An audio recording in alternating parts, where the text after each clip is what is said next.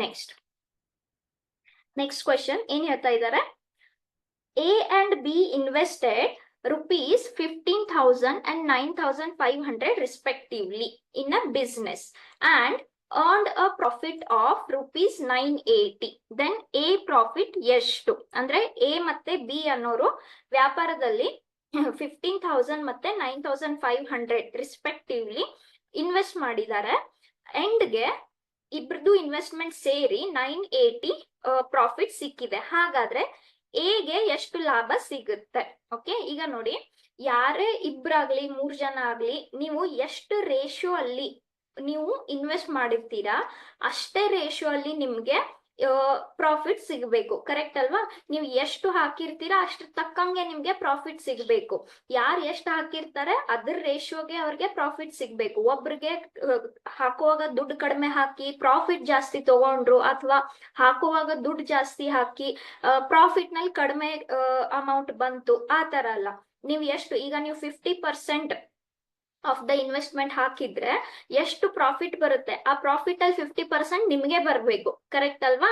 So ನೀವು ಎಷ್ಟು, 2 ಜನ ಇರ್ಲಿ 3 ಜನ ಇರ್ಲಿ, ಟೋಟಲ್ ಎಷ್ಟು ನೀವು ಯಾವ ಟೋಟಲ್ ಅಮೌಂಟ್ ಅಂತ ಒಂದ್ ಇರುತ್ತೆ, ಎ ಮತ್ತೆ ಬಿ ಟೋಟಲ್ ಅಂತ ಒಂದು ಹಾಕಿರ್ತಾರೆ, ಹೌದಾ? ಆ ಟೋಟಲ್ ನಲ್ಲಿ ನಿಮ್ದು ಎಷ್ಟು ಭಾಗ ಇದೆ ಅಷ್ಟೇ ಪ್ರಾಫಿಟ್ ಭಾಗದಲ್ಲಿ ನಿಮ್ದು ಪ್ರಾಫಿಟ್ ಸಿಗಬೇಕು. ಕರೆಕ್ಟ್ ಅಲ್ವಾ? ಅಂದ್ರೇನೆ ಎಲ್ರಿಗೂ ಸಮನಾಗಿ ಸಿಗುತ್ತೆ, ಒಬ್ರಿಗೆ ಹೆಚ್ಚು ಕಡಿಮೆ ಆ ತರ ಆಗ್ಬಾರ್ದು. ಸೊ ಇದರಿಂದ ನಾವು ಏನ್ ಅರ್ಥ ಆಯ್ತು, ಎ ಮತ್ತೆ ಬಿ ಎಷ್ಟು ಇನ್ವೆಸ್ಟ್ ಮಾಡಿದ್ದಾರೆ, ಅದ್ರಲ್ಲಿ ಬಿ ಎಷ್ಟು ರೇಷಿಯೋ ಅಥವಾ ಎಷ್ಟು ಪ್ರಪೋರ್ಷನ್ ಅಲ್ಲಿ, ಓಕೆ, ಅಂದ್ರೆ ಎದು ಎಷ್ಟು ಭಾಗ ಇದೆ ಅಂತ ನಮ್ಗೆ ಗೊತ್ತಾಗ್ಬೇಕು, ಹೌದಾ? ಸೊ ಇವಾಗ ಎ ಎಷ್ಟು ಇನ್ವೆಸ್ಟ್ ಮಾಡ್ತಾ ಇದ್ದಾರೆ, rupees 15,000. ಬಿ ಎಷ್ಟು ಇನ್ವೆಸ್ಟ್ ಮಾಡ್ತಾ ಇದ್ದಾರೆ, 9,500. ಹಾಗಾದ್ರೆ ಟೋಟಲ್ ಇನ್ವೆಸ್ಟ್ಮೆಂಟ್ ಎಷ್ಟಾಯ್ತು, 15,000 ಪ್ಲಸ್ 9,500. ಕರೆಕ್ಟ್? ಸೊ ಅದೆಷ್ಟಾಯ್ತು, 24,500 ಆಯ್ತು, ಹೌದಾ?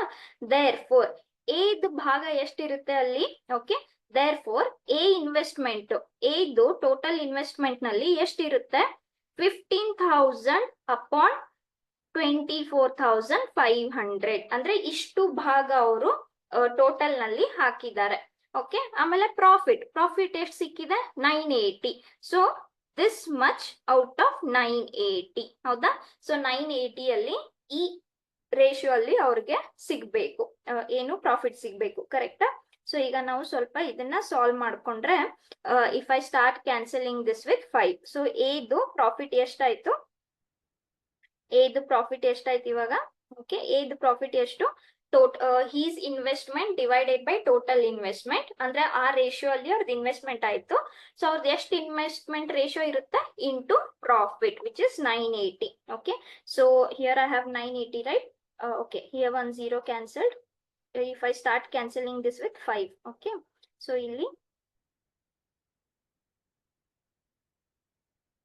yes, so total this 0, this one, okay, total ಎಷ್ಟಾಯ್ತು, 600 ಸಿಗುತ್ತೆ.